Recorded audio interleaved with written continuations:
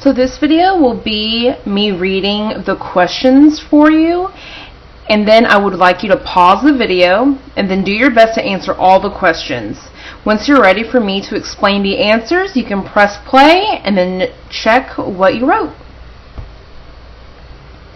The first question is, what is paragraph 5 mostly about?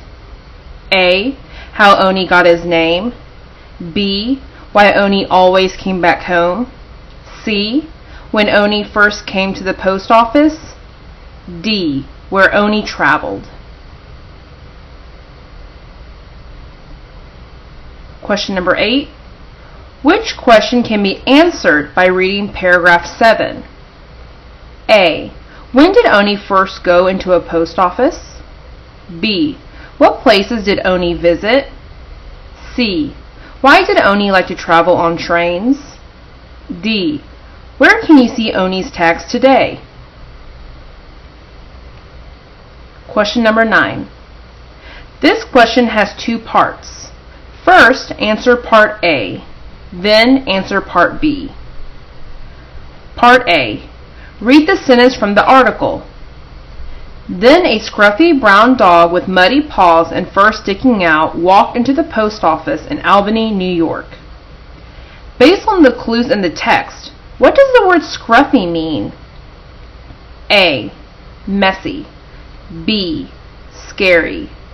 C, large. D, friendly. Part B. Circle the words in the sentence in part A that help you figure out what scruffy means. On to the next page, question 10. Write a how question about this article, then give information from the article that answers the question.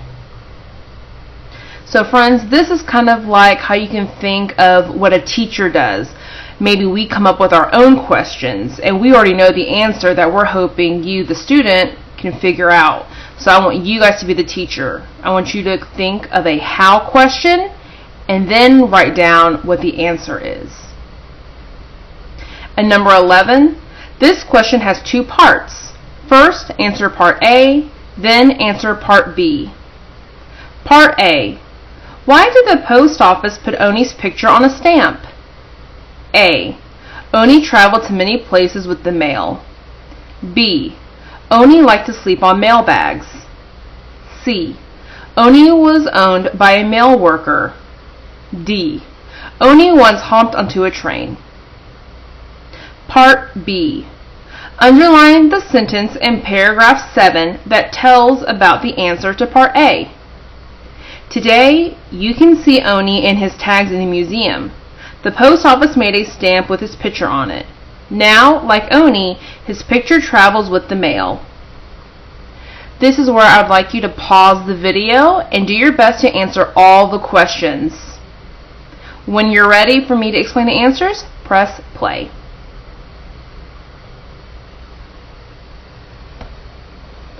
Okay, now I'm going to go over the answers. First, let me get my pencil. Okay, so let's look at question number 7, which I know is kind of odd since the story is right here and you would think it'd be question number 1, but it starts with question number 7. It says, what is paragraph 5 mostly about? When I see this question, I know what I need to do first. If it's talking about paragraph 5, that's exactly where I need to go. So I'll turn back and look at paragraph 5. And I know which one is paragraph 5 because I can count the paragraphs, seeing where they are indented, or in our book, they are already numbered. So here is paragraph 5. And sorry if while I'm pointing, my voice doesn't match because there is a little bit of a delay on this camera. So I'm sorry about that. So here's paragraph 5. It says, one day, Owney hopped into a train with the mail bags. Owney went for a ride, and he loved it. After that, Owney rode trains all over the United States. He went to Canada and Mexico too. Once, Owney even traveled around the world, but Owney always came home. So I refreshed my memory on what paragraph 5 was about, so let me look at my answer choices. So I need to figure out what it's mostly about. A says how he got his name. But when I reread it, I don't think it said anything about how he got his name. So I don't think it's A. B says why Owney always came back home. It did say he came back home, but it didn't say why he always came back home. So I don't think it's B. C says when Owney first came to the post office. I remember that that's mentioned in the beginning of the story, probably in paragraph 1, so I don't think it's C. D is where Owney traveled. And I think that's right, because it says that he traveled all over the United States. He'd been to Mexico and Canada. So for question number 7, the answer is D. Let's look at number 8. Which question can be answered by reading paragraph 7? Do you know what we need to do first? Okay, it says what can be answered by reading paragraph 7. That means we should turn back to paragraph 7.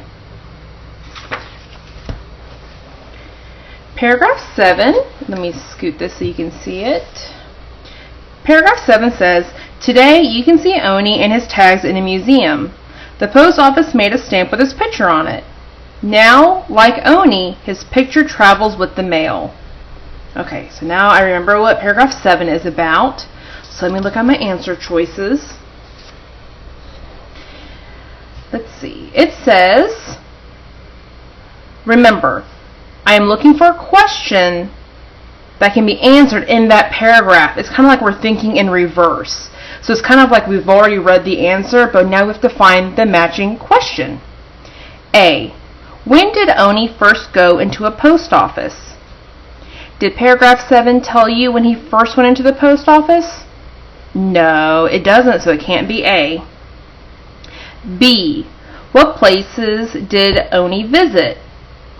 I remember reading that in paragraph 5 from question number 7, so I don't think it's B either. C. Why did Owney like to travel on trains? I don't think it talks about why he likes to travel on trains. So let's look at D. Where can you see Owney's tags today? If I look back in the text, it tells me you can see Owney and his tags in a museum. So this is the answer to that question. So that means the correct answer is D. For question number 8, the answer is D. Question number 9. This question has 2 parts. So that means that these 2 answers for part A and part B should be similar and related. So first let's do part A. It says based on the context clues, or I'm sorry, it just says based on clues, what does the word scruffy mean? So it's underlined right here. It says, then a scruffy brown dog with muddy paws and fur sticking out walked into the post office in Albany, New York. Okay, so maybe I've never seen the word scruffy, so maybe we can ignore that word and let's see if we can still figure out what it means. So a brown dog with muddy paws and fur sticking out. Can you kind of imagine what that looks like? Because I think the word scruffy will help us figure out what the word is to describe how he looks. So let's look at our choices. A is messy. Do you think if a dog has really muddy paws and fur sticking out that he's messy? I think so, so maybe this could be a possible answer, but just in case, let's look at all of our choices. B, scary. Do you think having muddy paws and fur sticking out means that you look scary? I don't entirely think so. Let's keep looking. C, large. No, I don't think it means large, because I think there's lots of clues in this sentence, but these clues didn't say anything that would make me think that he is a large dog, so I think we should keep moving on. D, friendly. Now, they may be trying to trick you, because we know that Owney is a really nice dog, so you may think, oh, maybe it's friendly now that we know all about Owney. But remember, we want to look just at this one sentence and how it can help us. And I think since we know that he has muddy paws and he has fur sticking out, I think scruffy means messy. So the answer is A. Part B. It says circle the words in the sentence in Part A that help you figure out what scruffy means. So, for me to figure out what scruffy meant, I kept reading, and I know that if something is messy, probably muddy is a word that can go with messy, right? So I'm going to circle muddy. And fur sticking out, because it doesn't sound like he's been brushed or he's clean. So I think if his fur is sticking out, that also probably goes along with why he's messy. So I'm also going to circle fur sticking out. See how these two answers are similar? So remember that Part A and Part B questions will often have answers that are related, and many times Part B will support your answer in Part A. So now let's look at question 10. Write a how question about this article. Remember, this is the part where you can be the teacher. So your question may be different than maybe what I'm thinking, but it's okay, because from one text you can think of many different questions. But remember, it has to start with how. So maybe my question is, how does Owney travel?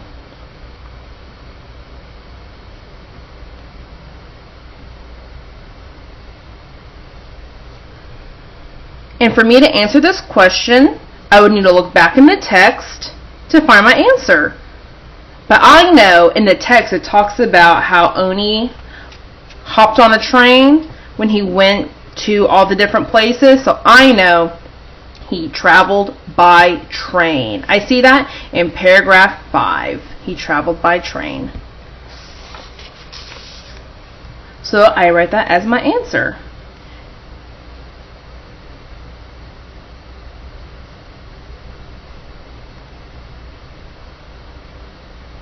Make sure your question starts with a capital letter and ends with a question mark, and that your answer starts with a capital letter and it should end with a period. Okay, let's look at question 11. This also has two parts, Part A and Part B. So let's look at Part A. Why did the post office put Owney's picture on a stamp? Let's look at the answers. Owney traveled to many places with the mail. Oh, I think that might be a good answer. Let's keep going though, just in case. B. Owney liked to sleep on mail bags. I'm not going to say he didn't like sleeping on mail bags, but it only mentioned it one time.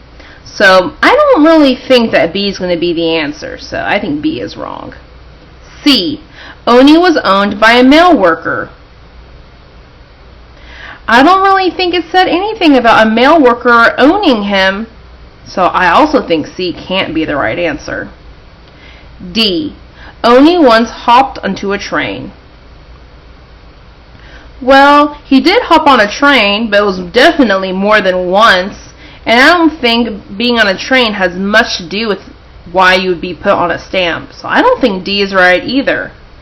So if B, C, and D aren't right, that must mean the answer is A.